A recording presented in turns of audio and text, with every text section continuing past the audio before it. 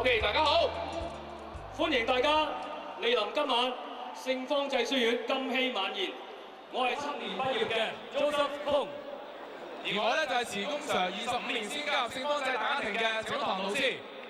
喂，工 Sir， 照我記憶，聖方濟書院搞晚宴咧，今次應該係第3次咯。冇錯嘅。而家都同大家重溫一下，究竟我哋所舉辦嘅校慶晚宴究竟係咩情況？第一次係10年前，我哋喺海城，我哋係開咗108圍嘅。嗰年係慶祝我哋嘅40週年嘅校慶。不過好可惜，喺1、2年之後咧，海城就執咗笠啦。第二次係5年前，我哋退而求其次，我哋喺海洋皇宮。當時唯一最大嘅中式酒家，我哋係開咗68席，慶祝我哋45週年嘅晚宴。嗰個已經係海洋皇宮嘅極限。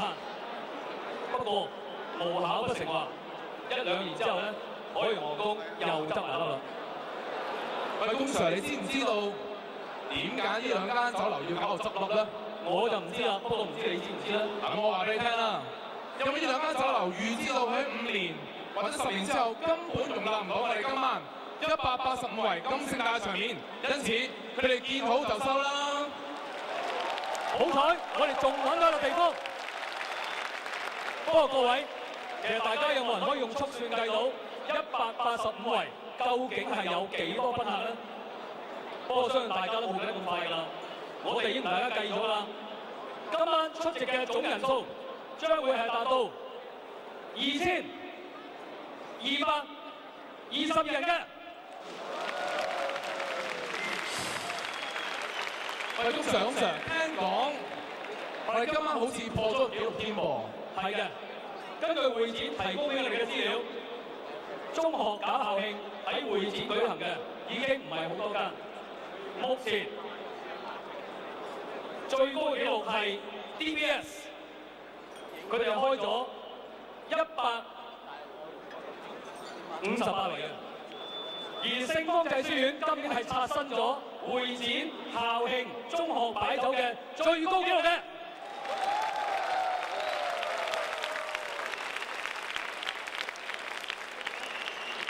嗱，大家記住呢個紀錄係185圍，但係工 Sir 有冇篤數啊？我喺台度幫石埋嚟，我睇得好清楚啦。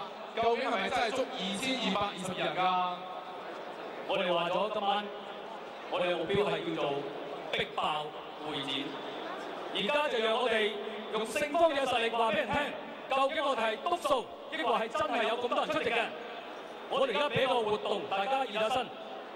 當我嗌係邊10年，你喺嗰10年裏面畢業嘅，都請你起身舉一舉手俾我睇下，究竟係坐喺會場嘅邊笪地方？準備好未？準備好未？準備好未？首先係2000年或以後畢業嘅，包括埋現在嘅學生嘅，請你起身睇睇。哇，陣容都幾鼎盛，果然勁啊！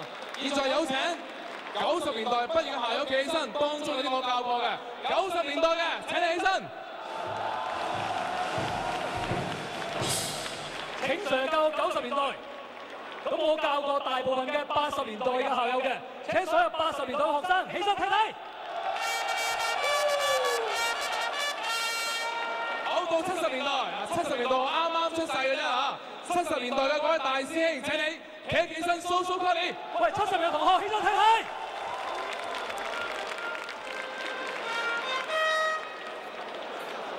跟住梗係就到60年代嘅3師兄。嗱，唔係少嘢㗎，60年代啊！好啦，我哋最後一擊，50年代大師兄翻嚟啦，請各位大師兄起身。究竟有冇50年代嘅？各位，而家台前企喺大家面前嘅係包括有上海聖方濟嘅，有我哋九龍塘聖馬丁書院嘅，亦都有我哋聖方濟書院早期嘅師兄嘅。請大家用熱烈嘅掌聲歡迎我哋呢啲第一代嘅大師兄。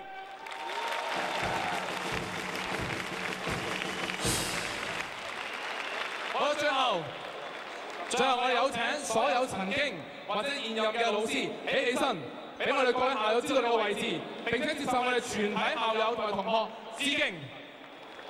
我哋有請各位校友，我哋起身，亦都俾掌聲俾嗰一批教我哋嘅老師。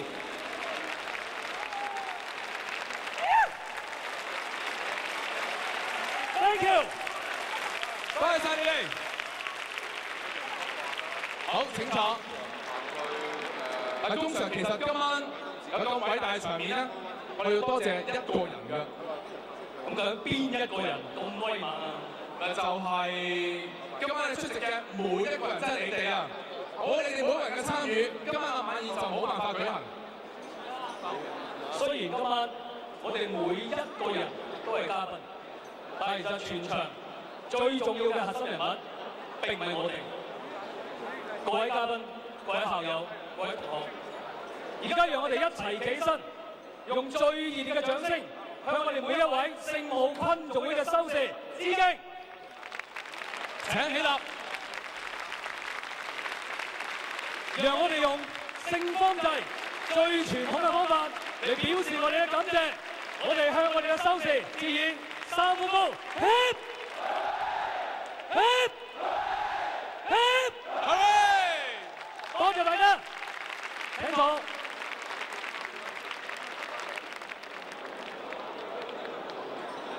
各位，其實今晚大家嚟嘅目的係乜嘢咧？我相信大家同我一樣，期待咗好耐好耐，就我哋要喺一個會場裏面，由我哋50年代至到而家嘅小師弟一齊合唱我哋嘅校歌。我相信呢個係我哋第一個紀錄，逼爆會展之後嘅第二個紀錄，就係震撼會展。我哋話俾人聽，我哋聖方濟嘅同學咧係好齊心嘅。而家就請我哋在場最年輕嘅修士 Brother Tay 上台帶領我哋獻唱校歌。We invite our youngest brother, Brother Tay, to let us sing the school song. Brother Tay, please.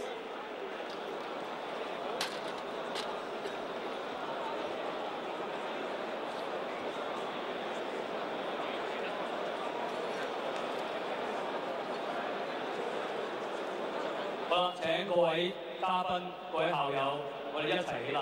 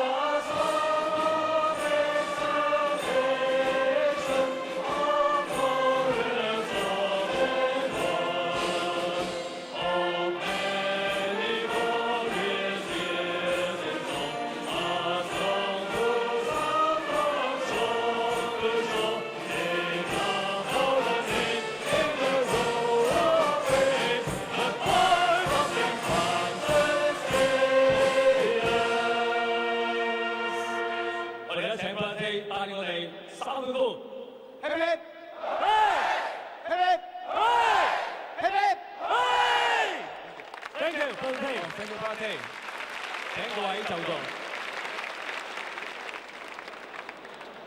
一個活動嘅成功係有賴我哋當中好多嘅修士、老師、校友同學喺背後共同支持。現在藉住呢個機會，我哋邀請幾位代表跟大家分享同埋答謝。Okay, dear Secretarians, so shall we call upon Mr. George Yun, Chairman of SX 50 Steering Committee, to give an opening address. Mr. Yun, please.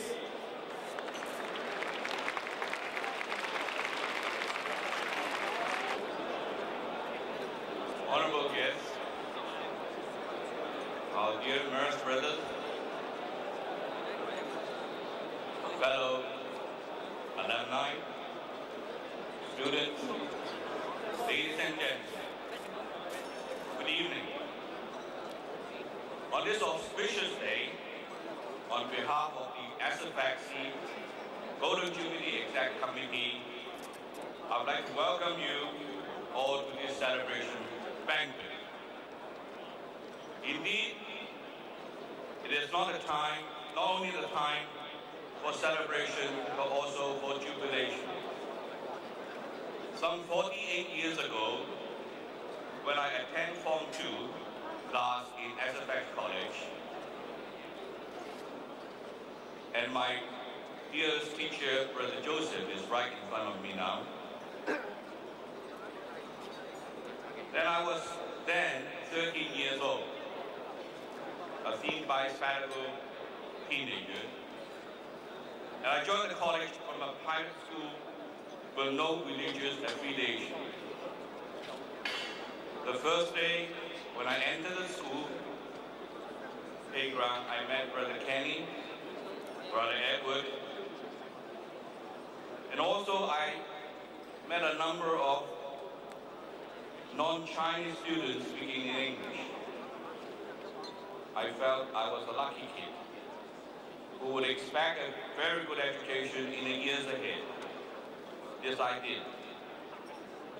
Then I have a dream. And that dream is, I would like to be an English teacher after my graduation, so that I could put what I learned into practice. And this I did in 1964 and 65, when I taught in my alma mater. Then I also had another dream, that as though our school has a very short history in Hong Kong, and is situated